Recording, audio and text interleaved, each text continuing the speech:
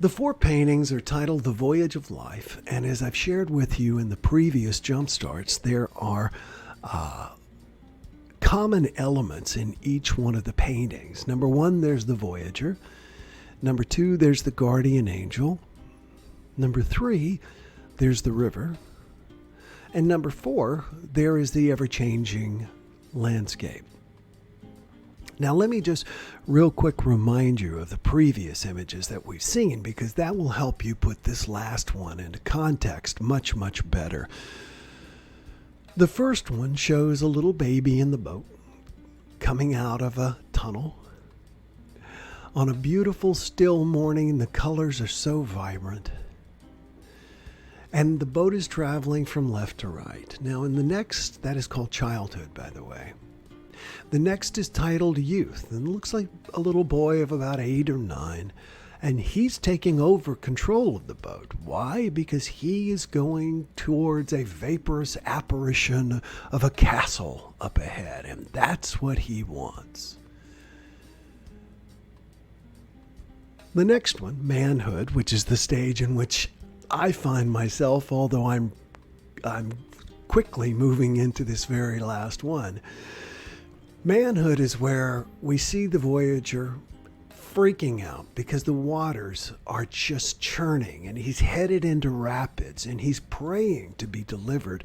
The Guardian Angel is still there, has never left him, but she's floating in the air above, watching him, giving him full opportunity to see what he can do to move himself through this.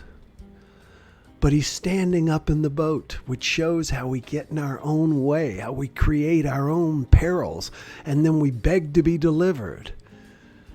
And finally, this image. Again, Google Voyage of Life by Thomas Cole. This painting, the final painting, and again, all of these hang in my living room, so that I get to see them all the time. And I was very careful to hang them way away from the bright sunlight here in Key Largo because I don't want it to damage them. But I have replicas of each one of these. And the one thing I've noticed about this image, this painting, is that my replica doesn't look exactly like the one in the National Gallery. This one does not look like the one in the National Gallery. There's something missing. There is something so subtle in the original that it can't be replicated, it seems. And to me, it's a great metaphor for what it is. If you see the Guardian Angel there, and she's guiding the old Voyager up towards what you would consider to be the heavens, the sky. And she is leading him in that direction, which you can't really see in this image, but you can see in the original, is that there's not just one Guardian Angel. There are several, and they basically fade slowly up into the clouds. You've got the one right there at the boat beckoning the traveler to, come on, let's go. It's time to go do this ride all over again. Perhaps, or go to another life. Perhaps, or go to another reality. Perhaps, or simply take a long, well-deserved rest. The Guardian Angel fades up into the sky because the Voyager is going to fade up into the sky. When I was writing my book Happy this year and doing research on happiness, one of the more interesting studies I found about happiness is that if you ask people in their 80s when was their happiest decade, they will typically say, believe it or not, their 70s. And if you ask people in their 70s, they will say their 60s. And when you ask people in their 60s, they will say their 50s. And if you ask, you see the point? Believe it or not, because it's contrary to what most people think is funny, etc. But most people actually get happier and more chill as they get older. I know that I am. It's often something that we have to consciously cultivate, but you'll notice that of all the paintings in this series, the river is the stillest in this one. Why? Because when we get into old age, we've kind of seen it all. We're a bit more calm and we're a bit more relaxed. And what we realize is that Antoine Saint-Exupéry was correct in The Little Prince when he said, "What is essential is invisible to the eye." We spend our lives with shiny object syndrome, focusing on what it is we want, chasing those castles in the sky. And in the end, we shuffle off this mortal coil, and what is essential just simply fades away. I particularly wanted to talk about this now because I think right now it is so easy for us to focus on our physical selves. Are we sick? Are people we know sick? Can we get sick? Are we likely to get sick? Will we get better if we get sick? Will there be enough money, food, toilet paper for my physical self? We are so focused on our physical selves right now, and yet what is essential is invisible to the eye. The you that is you is eternal and unchanging. The spirit, the soul that you are, is perfect, unmarred, can never be damaged, can never be hurt, can never come up short, can never be at the wrong place at the wrong time. And even if this image were not a metaphor for death, it's a great metaphor for the spiritual reconnection of the human being to its true self, the soul.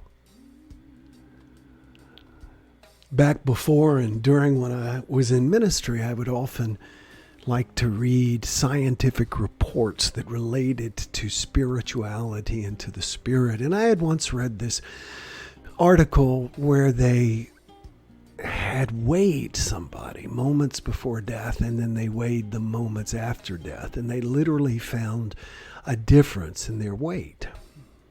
In other words, the spirit had weight.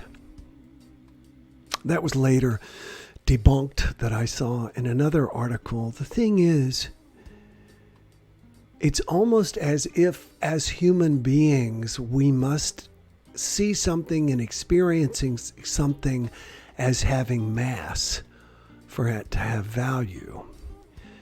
And yet what is essential is naked to the eye, is invisible rather to the naked eye. I want to conclude this conversation about old age by getting in your face a little bit. Stop cursing old age. It's a privilege. It is something so few are afforded, and it's something that you would be grateful for if you lost it. Be grateful that you get to move forward and become a seasoned citizen.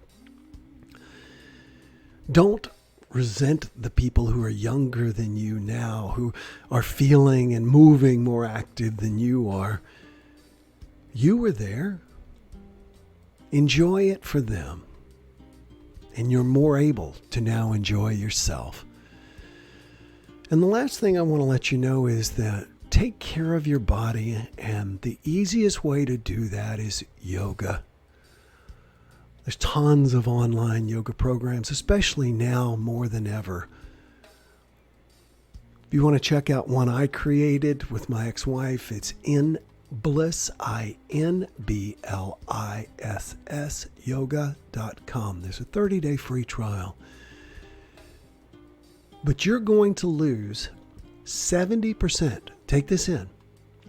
If you don't stretch on a daily basis and take care of stretching and keeping your body loose and your muscles relaxed, you're going to lose 70% of your flexibility by age 65. 70%. No wonder people go, when they stand up or when they sit down. Wayne Dyer said, don't let an old person move into your body. Let me leave that as my parting shot. Don't let an old person move into your body. And remember, you're always the same age inside because you are a timeless soul. We're going to move in and meditate in just a few minutes. So those of you who are a member of the meditation program, I look forward to seeing you. If you're not and you want to get more in touch with your soul, check out complaintfreemeditation.com. If you've got a parting shot you'd like to leave us with, something you want to check out before we leave, please let us know. Tomorrow I'm going to be talking about recreation. Yeah, recreation. Join me tomorrow and we'll talk about recreation. Oh gosh, we got a whole bunch of messages here. Ingeborg says, Teddy is very cute, isn't he though? There's my buddy Daniel. Good morning and happy Thursday. Daniel worked with me on that book I was talking about. Three Rivers says, Will Luden. Voyage of Life, that's right, by Thomas Cole. Good morning, Miyoki.